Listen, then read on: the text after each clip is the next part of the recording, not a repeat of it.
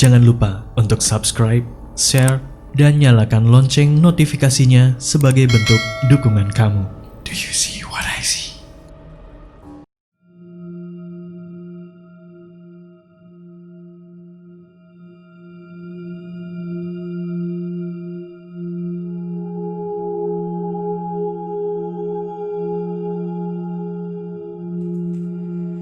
Halo semuanya, nama gue Noval. Umur gue 18 tahun. Di sini gue mau nyeritain pengalaman gue sekitar 7 tahun yang lalu, waktu gue masih SD. Jadi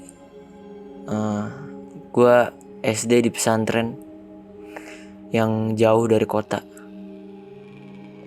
Sedikit informasi, kota gue ini udah kota kecil, bukan kota-kota gede yang ada mall dan yang lain-lain.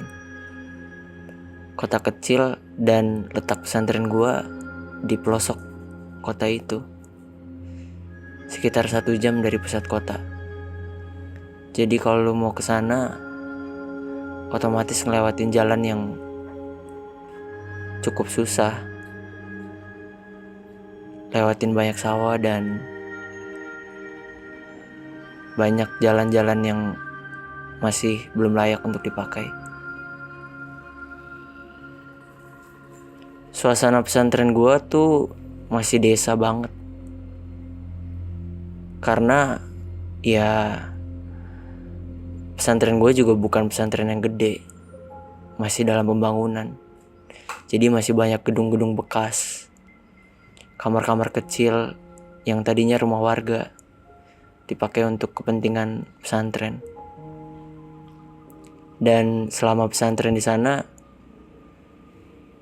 selama 2 tahun pesantren di sana, gue udah pindah mungkin sekitar 4 kali, pindah asrama karena masih dalam pembangunan. Langsung aja, jadi ceritanya waktu itu gue masih kelas 5 SD. Dan seperti anak kelas 5 SD pada umumnya, gue masih gak takut sama yang namanya setan. Waktu itu, karena ajaran ustadz gue yang selalu ngajarin gue buat berani sama hal-hal gitu. Dan gue diajarin kalau setan tuh gak ada, yang ada jin. Jin yang suka ganggu manusia, entah itu jin jahat dan juga ada jin baik. Jadi waktu itu gue tidur awal, karena ya seperti biasa sama ustadz, jam 9 udah harus tidur, apalagi masih kecil kan. Gue tidur awal dan gue kebangun sekitar jam 3 pagi. Anehnya gue bangun jam 3 pas. Dan setelah bangun, gue gak ngantuk sama sekali. Bener-bener tiba-tiba yang seger aja. Setelah itu, tak kenapa gue tiba-tiba kepengen tahajud.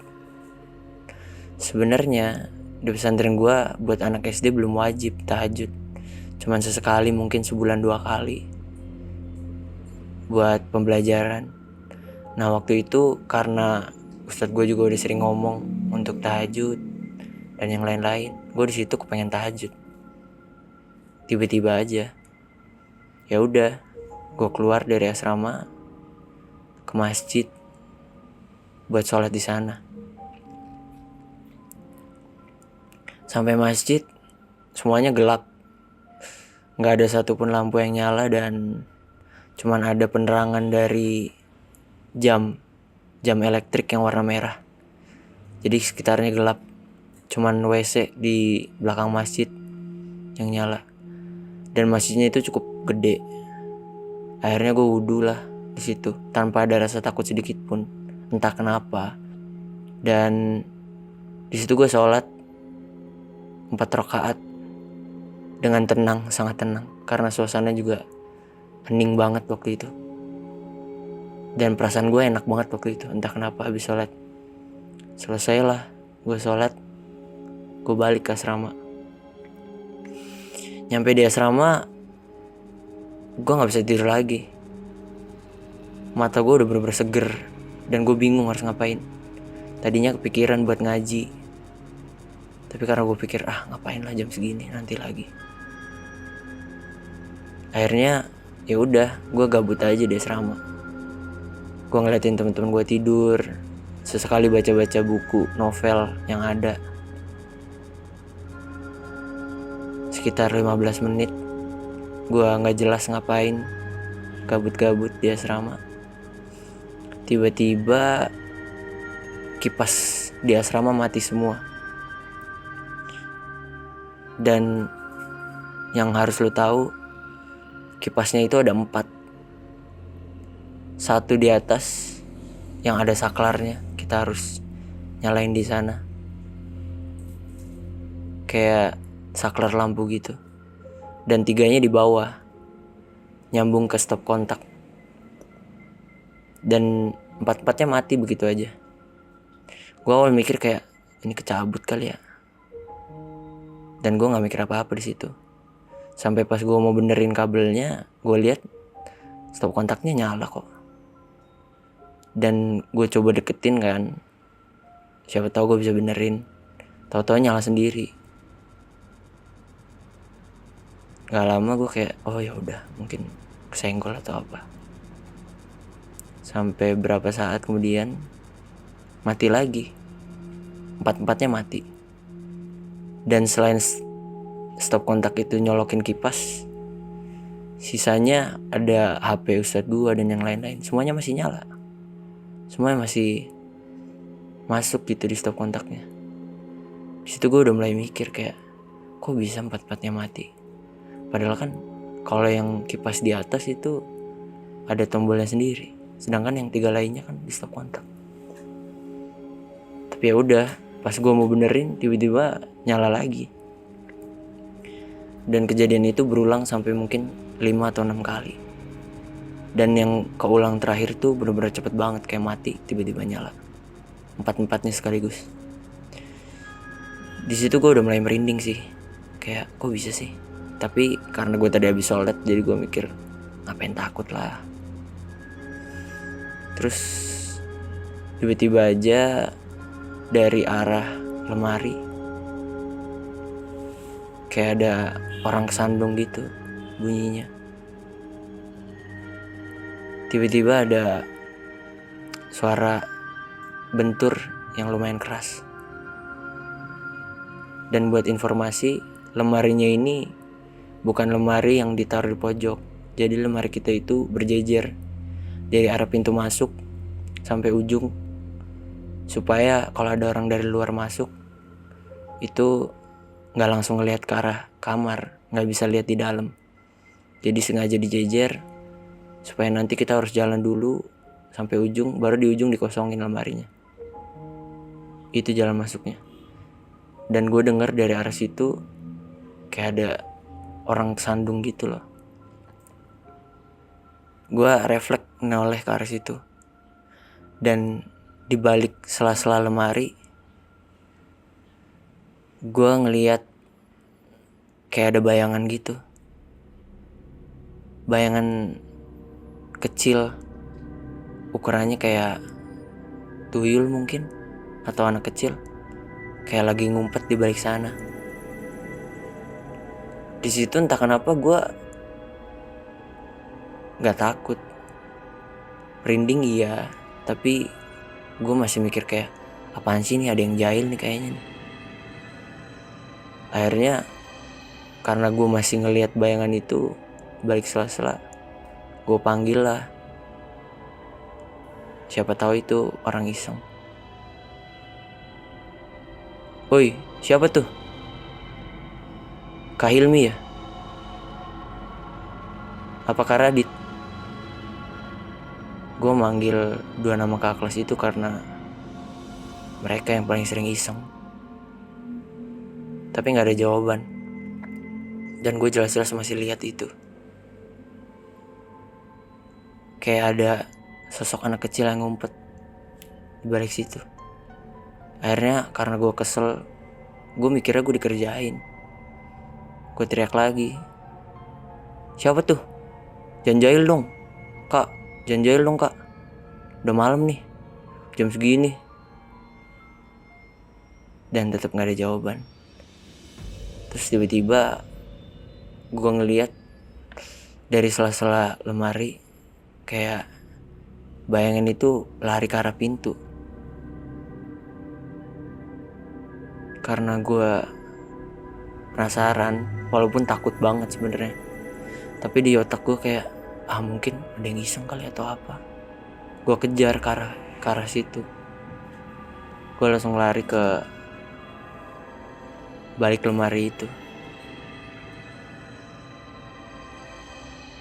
Karena gue ngira ada yang ngerjain. Taunya nyampe sana gak ada siapa-siapa. Dan pintu masih ketutup. Buat informasi, pintunya itu pintu yang agak macet. Jadi kalau mau ditutup harus digebrak lumayan kenceng. Pas gue lihat gak ada siapa-siapa, gue udah lemes banget sih tuh. Gue udah gak bisa mikir apa-apa, kayak ini apaan. Akhirnya gue tutupan selimut deh sampai subuh, walaupun gue gak bisa tidur sama sekali. Dan beberapa kali di sela-sela gue yang hampir tidur itu, gue tetap denger kayak kipas tiba-tiba mati dan nyala lagi beberapa kali. Dan akhirnya subuh datang. Muka gue pucat banget waktu itu, sampai dikira sakit sama Ustadz. Dan disuruh istirahat buat gak ikut ngaji habis subuh. Dan gue tanya, Ustadz, tadi malam saya begini. Gue ceritain lah semuanya. Terus dia bilang, kamu sih habis tahajud bukannya tidur lagi atau ngaji, malah bengong. Hati-hati lain kali. Dan ternyata bukan cuma gue yang pernah ngalamin hal itu. Teman-teman gue dan ustadz gue juga pernah. Jadi kalau kata ustadz gue, di pesantren gue itu ada jin baik dan jin jahat. Tapi yang keseringan ganggu itu jin baiknya. Karena kita ngelakuin suatu hal yang gak dia suka. Kayak contoh teman gue, kakak kelas gue lebih tepatnya, dia tidur di masjid di daerah imam. Katanya karena ketiduran atau apa gitu selesai belajar. Dan gak cuma dia yang tidur masjid, banyak. Tapi rata-rata di soft kedua atau soft ketiga. Dan dia ketiduran di tempat imam. Subuh-subuh dia bangun, dia kaget, perutnya sakit banget. Dan pas dia kasih lihat ke ustadz, dan gue ngeliat sendiri waktu dia mamerin perutnya ke ustadz, itu biru, memar, dan bener-bener gede banget, kayak orang habis kena tonjok di situ. Terus dia kayak kesakitan, Tat ini kenapa ya? Terus ditanya ustadz gue, tidur di mana? Di masjid, di soft, di tempatnya imam. Ustadz gue malah ketawa. Lain kali jangan tidur di situ. Kalau bisa di belakang atau di soft kedua, soft ketiga, biar gak ada yang marah, dia bilang. Dan yang unik, di asrama gua itu katanya ada jin baik. Setiap jam 9 malam, kalau kita gak cepet tidur atau cuman ngerumping-ngerumping gak jelas, pasti atapnya bunyi.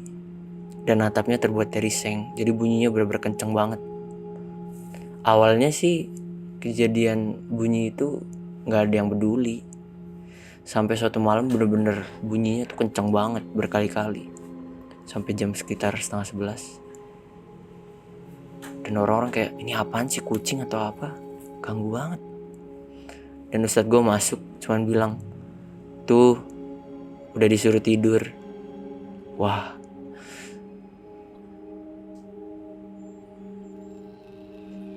sampai saat ini, waktu itu gue gak ada lagi tuh tidur di atas jam 9, kecuali kalau emang buat belajar atau ngaji mungkin. Anehnya kalau kita pakai belajar atau ngaji, itu nggak ada suara kayak gitu sama sekali. Atau kita zikir yang lain-lain. Tapi kalau kita ngerumpi, suara itu pasti datang. Kayak suara lemparan batu di atap. Kalau kucing mungkin berkali-kali kayak dia lagi jalan, tapi ini enggak. Kayak orang mukul atap aja.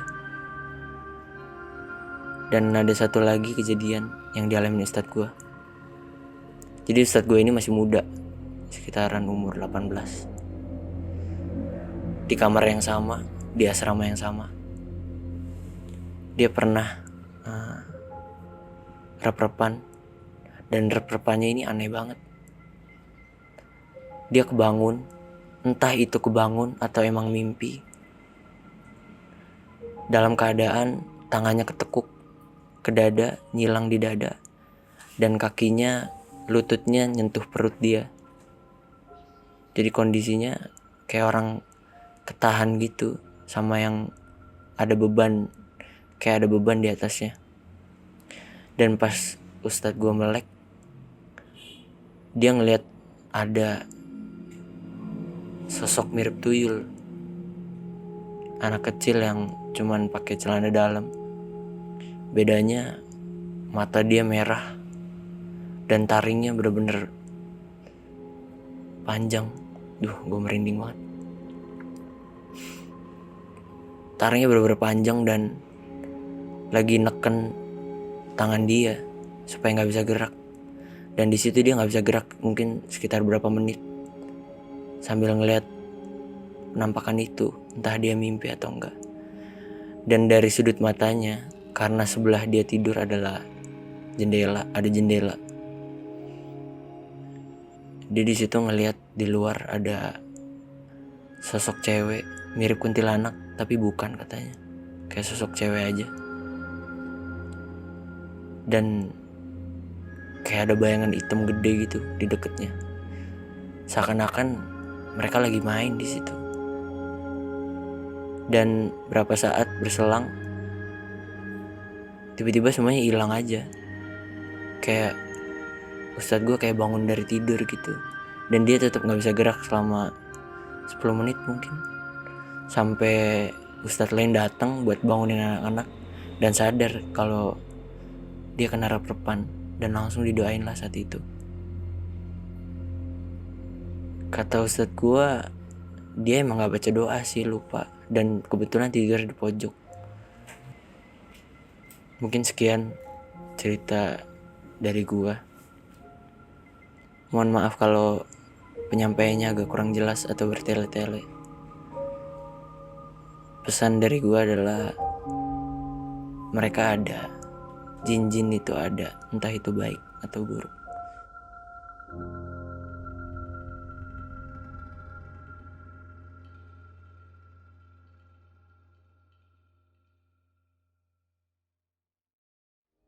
Kamu juga punya pengalaman horor?